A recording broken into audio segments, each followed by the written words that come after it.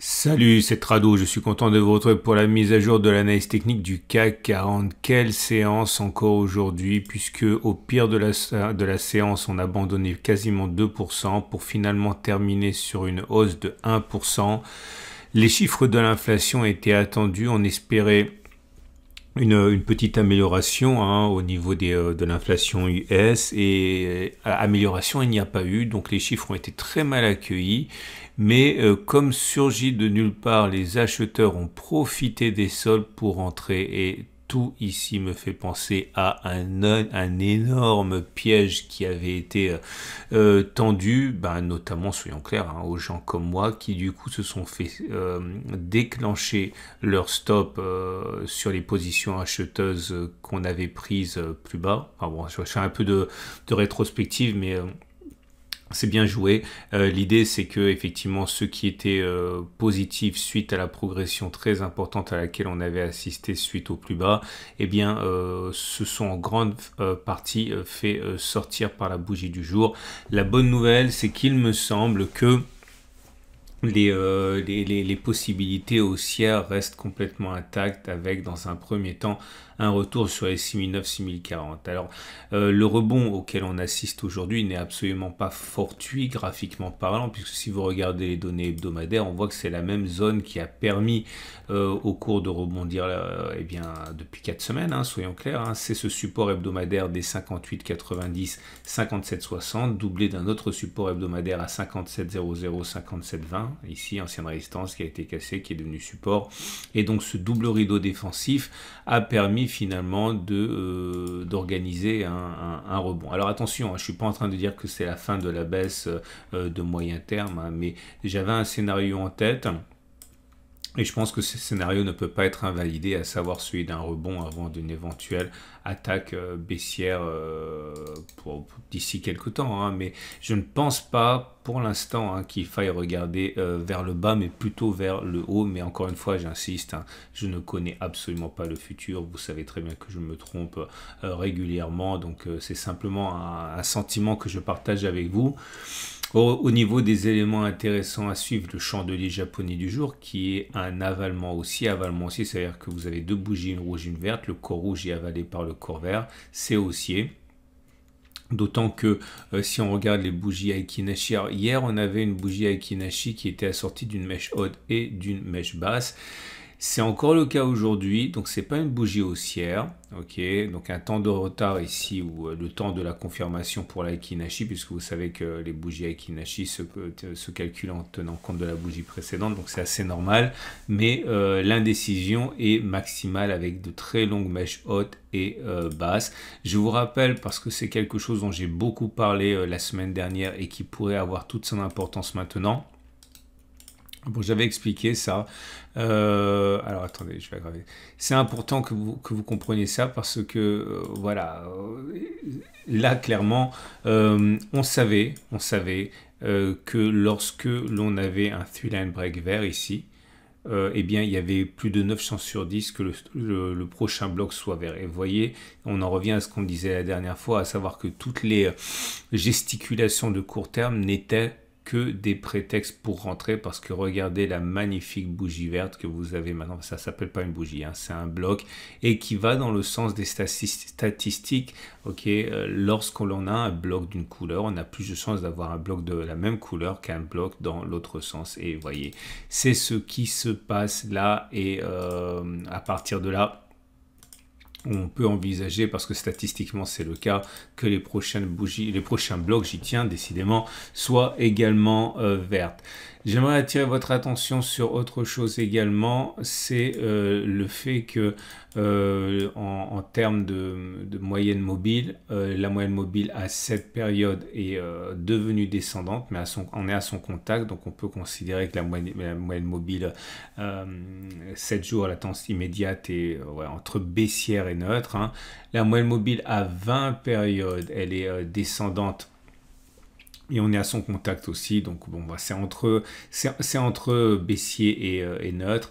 La moyenne mobile à 50 jours est descendante, on est en dessous, donc la tendance de fond est baissière, la tendance de long terme est baissière également. J'attire votre attention sur le fait qu'on avait un croisement faible M7-M20, il n'est absolument pas invalidé hein, dans cette stratégie qu'on a déjà élaborée, enfin testé à plusieurs reprises. Le stop de protection se met en dessous des précédents plus bas. Hein. Donc si vous êtes rentré hier au regard de la stratégie, eh bien non seulement vous n'êtes pas sorti, mais si vous avez profité de la correction pour rentrer avec un meilleur ratio gain-risque, eh bien première des choses, tant mieux pour vous. Deuxième des choses, je vous en félicite parce que là franchement c'était vraiment très très mal parti avec les premiers chiffres de l'inflation qui laissaient plutôt augurer une curée historique. Hein. Et ce qui nous amène donc, alors je vous fais du réchauffé là parce que je vous amène sur les données hebdomadaires et on avait fait un backtest la semaine dernière qui était susceptible des déclencheurs. J'avais fait ça en me disant, en croyant bien faire, en me disant si jamais ça se produit vendredi, eh bien vous pourrez rentrer si ça vous intéresse et je vous avais proposé le CCI, le Commodity Channel Index. Et le Commodity Channel Index, j'avais testé avec vous et je vous avais montré la chose suivante, c'est-à-dire que lorsque le signal est donné, eh bien il est... alors attendez, je raconte n'importe quoi, voilà.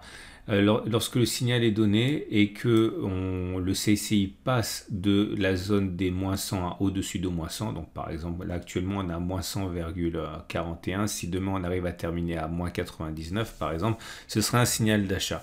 Et j'avais testé avec vous ce qui se passait si on adoptait cette stratégie. Je vous avais expliqué dans la vidéo de vendredi dernier que c'était soumis à une condition, c'est qu'effectivement hein, sur la séance de vendredi qui clôt la semaine, on passe au-dessus des moins 100 et malheureusement ça s'est pas produit, donc le trade n'a pas été activé, mais on n'a jamais été plus proche hein, que de le faire. Donc si vendredi vous êtes intéressé par ce trade qu'on va tester et que le CCI termine au-dessus de moins 100, donc par exemple moins 98, eh bien vous pourrez, si ça vous dit, engager le trade. Donc voilà les choses qu'on avait testées. On avait trois stratégies sur le signal qui est donné ici. Par exemple, vous voyez, on était à moins 100, on passe à plus que moins 100. Donc on est passé de moins 110 à moins 49 ici. Et la stratégie était de regarder si on pouvait faire une demi-fois la distance au stop de protection, puis une fois, puis deux fois. Donc clairement, ça veut dire quoi? Là, vous aviez un pouce vert et deux pouces rouges pour signifier le fait que lorsque le signal a été donné, c'était sur cette bougie. Vous prenez la distance entre la bougie de clôture est les plus bas du cycle de survente du CCI, c'est 6,92. Vous prenez la moitié de ça, ça veut dire à peu près 3,5, enfin 3, environ, et vous regardez combien on a fait. 3,5, on a fait 6,3, donc c'est un pouce vert et deux pouces rouges pour dire qu'on a fait 50% de la distance vers le haut, mais on n'a pas réussi à faire une fois ni deux fois cette même distance. Et on enchaîne avec un autre exemple qui a bien fonctionné. On reviendra ensuite sur les autres occurrences. Vous voyez ici, le signal a été donné sur cette bougie ici. Ok. Vous prenez la distance au stop de protection qui est le plus bas du cycle de survente du CCI, c'est 9,04. Donc est-ce qu'on a fait 4,52 vers le haut? Oui, on a fait même beaucoup plus, on a fait 36, 40%, etc. Donc étant donné qu'on a fait 0,5 fois, une fois, deux fois la distance au stop de protection, c'est un triple succès, donc il y a un triple pouce vert. Donc je reviens maintenant depuis le début et je vais faire défiler pour vous. Comme vous pouvez le voir, il est assez fréquent hein, d'atteindre l'objectif 1. Je vais vous donner les chiffres un petit peu plus tard. Donc succès, succès, succès, échec, succès, succès, encore un succès, un échec, un succès, un succès, un succès, encore un succès. Une mauvaise série là, hein, 3 échecs d'affilée. Et ça y est, on a terminé. Je suis remonté et j'ai fait pour vous 36 occurrences. Et sur ces 36 occurrences, voilà le bilan. Si vous visez 0,5% de la distance au stop de protection, eh bien vous avez 23 succès et 13 échecs, autrement dit 64% de succès et 36% d'échecs. Ça veut dire que si on pariait 1000 euros par trade, on aurait gagné 23 fois 500 euros, hein, et on aurait perdu 13 fois 1000 euros. Donc 23 fois 500 moins 13 fois 1000, c'est négatif, ça donne 1500. Donc c'est un bon côté prédictif, mais on ne peut pas gagner de l'argent avec ça puisqu'on aurait perdu 1500 euros. Attention, tout ce que je dis n'a aucune valeur scientifique, hein. On ne peut pas tirer des règles avec 36 occurrences, hein. C'est donné simplement à titre de partage de ma méthode. Si votre objectif est de faire R1, c'est-à-dire une fois la distance au stop de protection, là vous avez raison 19 fois, vous avez tort 17 fois, autrement dit ça a fonctionné dans 53% des cas, et ça a échoué dans 47% des cas, ce qui veut dire encore que vous auriez gagné pour 1000 euros de risque, 19 fois 1000 euros 19 000 et 17 fois 1000 euros 17 000 euros de perte, donc c'est tout juste rentable. Pour que ce soit vraiment rentable, il faut viser 2 fois la distance au stop de protection. On a raison 16 fois, on a tort 20 fois, c'est-à-dire on a raison 44% du temps, mais étant donné qu'on gagne 2 fois plus, 16 fois 2000, 32 000, moins 20 fois 1000, 20 000, ça fait 12 000. Donc, si on essaie de convertir ça, est-ce qu'il est plausible que l'on fasse 50% du risque probable? Donc on prend les plus bas Attention, je dis bien, il faut qu'on termine au-dessus du CCI demain, hein, et en weekly du coup. Est-ce qu'on a beaucoup de chances de faire la moitié de 4,27 vers le haut, c'est-à-dire 2,15? Oui, tout à fait. On a quasiment 2 chances sur 3, hein, 64% de chance. Ok, mais c'est pas pour ça que c'est rentable. Par contre, si on a à peu près 50% de chance, hein, de faire une fois la distance au risque, plutôt que de faire la même chose mais vers le bas, donc 4,27 ici. Et on a uniquement 44% de chance de faire 2 fois cette distance, donc allez, 8,6 à la louche vers le haut, ce qui serait rentable, hein, sur la durée, mais qui n'apparaîtrait que dans 44% du temps. Voilà, j'espère que ça vous met la puce à l'oreille pour la suite, mais encore une fois, j'insiste lourdement une dernière fois, il faut encore que le backtest soit valable et il ne l'est pas, et que l'on termine au-dessus de la zone de survente, ce qui n'est pas non plus donné, mais vous allez me dire si vous débutez, mais pourquoi il nous fait ça? Alors tout simplement pour partager ma méthode. À vous maintenant de mettre la main à la pâte si vous voulez utiliser cette façon de faire. Alors du coup maintenant, et pour terminer, l'Ichimoku, qui est toujours c'est un peu hybride, hein, parce qu'on est en dessous du nuage certes, mais pour moi le plus important c'est la SSB, et la SSB, eh bien, elle est plate, donc on va dire que la tendance de fond est neutre à neutre à baissière. On arrive à se hisser au-dessus de la Tenkan, mais elle est plate, donc la tendance immédiate est à peu près neutre. La tendance de fond, elle est plutôt baissière puisqu'on est en dessous de la Kijun, mais la Kijun n'étant pas descendante, c'est pas évident non plus. J'aimerais attirer votre attention sur le trade de la Kijun dont j'avais déjà parlé préalablement et qui a fonctionné. Vous voyez, bon, je l'ai pas pris parce que j'étais en position haussière. On peut pas être, enfin si, on peut être les deux en même temps, mais bon, je l'ai pas pris. Mais vous voyez, hein, en mettant un Ather au-dessus de la Kijun, ça passait facilement, hein. Je dis ça au cas où ça se représenterait. Et donc du coup, on termine avec les trades du jour. Donc si vous êtes haussier, je pense que vous pouvez rentrer sur les niveaux actuels, hein. C'est d'ailleurs ce que je vais faire, mais pas à n'importe quel prix. Moi, je vais acheter avec un stop de protection en dessous des précédents plus bas, 4,27. Ok, je vais viser au moins 4,27. Mais attention, je ne vais pas acheter à n'importe quel prix, parce que si on ouvre par exemple avec un gap, je dis n'importe quoi, 1-2%, ça ne m'intéresse pas du tout. Moi, ce que je ferai, c'est que j'achèterai uniquement si on revient sur le niveau du prix de clôture d'aujourd'hui, ok, à 5883, auquel cas j'achèterai pour viser, vous l'avez compris, au moins la même distance au plus bas. Si on ouvre avec un gap au-dessus, je ne rentrerai pas et j'attendrai un éventuel retour pour acheter en espérant que mon scénario se réalise. Et si j'étais baissier, j'attendrais tranquillement que ça remonte parce que j'ai le sentiment qu'on va monter mais que derrière on va redescendre, ok. Et je terminerai avec une petite parenthèse intraday comme d'habitude, et regardez comme ça peut être intéressant, hein, ce genre de matrice que je vais vous proposer, parce qu'une fois de plus, vous voyez, on n'a pas rebondi n'importe où, hein. On a rebondi sur le support majeur des 57,74, 57,41 ici, hein.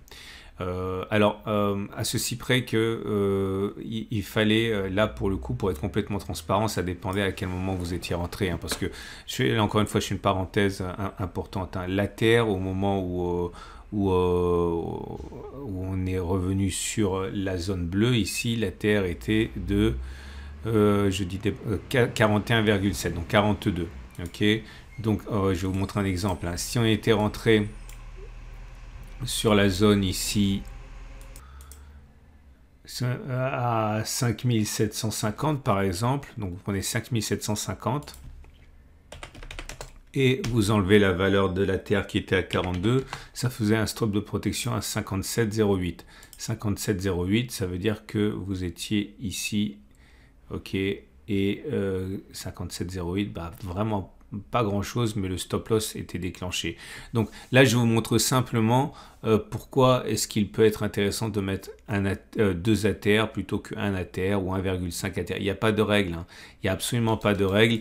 Parfois, vous allez pester parce que vous allez vous faire sortir parce que vous avez mis un stop de protection à 1 ATR après ensuite voir vos profits hypothétiques s'envoler. Parfois, vous allez prendre 2 ATR parce que vous allez dire je préfère jouer un petit peu la sécurité, mais du coup, ça risque de monter sans atteindre votre objectif qui était au moins de faire 2 ATR dans le bon sens et redescendre. Donc voilà, il n'y a pas de secret. Ok, je vous ai déjà montré une vidéo là, il y a 2 semaines sur le fait que le trading ne repose pas sur avoir raison tout le temps. Il faut simplement accepter que votre stratégie parfois fonctionne, parfois ne fonctionne pas. Et là, en l'occurrence, si vous aviez fait 2 ATR, vous aviez beaucoup gagné de l'argent. Si vous aviez fait un ATR, eh bien, vous étiez sorti sur votre stop de protection. Et il ne faut pas vous maudire, c'est comme ça, hein, on ne peut pas toujours avoir raison et c'est difficile, mais c'est la dure loi du trading. Voilà, on a fait le tour. Je souhaite une excellente journée. Vous avez beaucoup de choses qui vous attendent ce week-end comme d'habitude. Vous allez avoir l'analyse de l'or, vous allez avoir la méthode d'accumulation rationnelle pour le moyen long terme. Franchement, les opportunités sont nombreuses si vous croyez au système. Pareil pour les cryptos. Pour les membres du cercle, il y aura un nouveau webinaire exclusif dont je vous parlerai au cas où vous voudriez nous rejoindre pour ce format. Et je vous dis donc eh bien, à demain pour la mise à jour.